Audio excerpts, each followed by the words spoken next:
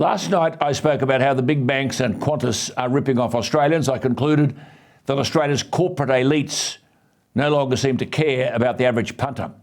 Well, now Rio Tinto, one of Australia's largest mining companies, has joined the club. In its latest financial statements, Rio listed all revenue from Taiwan as from, quote, Greater China.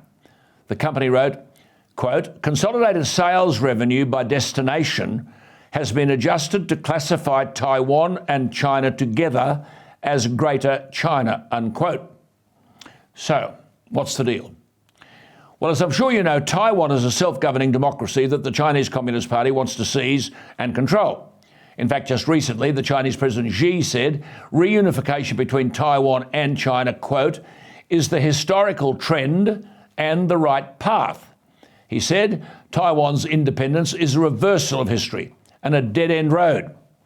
He declared that China will use, quote, all means necessary, including, quote unquote, force, to get their way. Judging by the rhetoric coming out of Washington and Canberra, Australia would likely join an allied fight to defend Taiwan if Beijing made a move.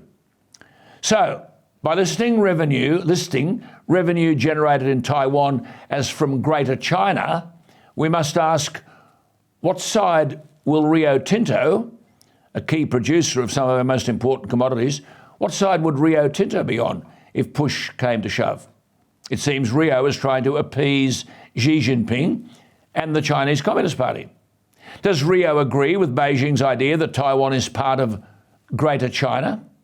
Of course, it's hardly surprising to see why, in 2022, more than 54% of Rio's revenue was generated in China. The Chinese Communist Party's state-owned mining business, Chinalco, is also Rio's largest shareholder, holding over 14% ownership. This begs the question, is the Chinese government telling Western companies like Rio Tinto that they won't get Chinese money if they don't alienate Taiwan and treat the island nation as a province of Beijing? Are Australian companies buddying up to the Chinese Communist government and compromising on their values to protect their revenue and profit?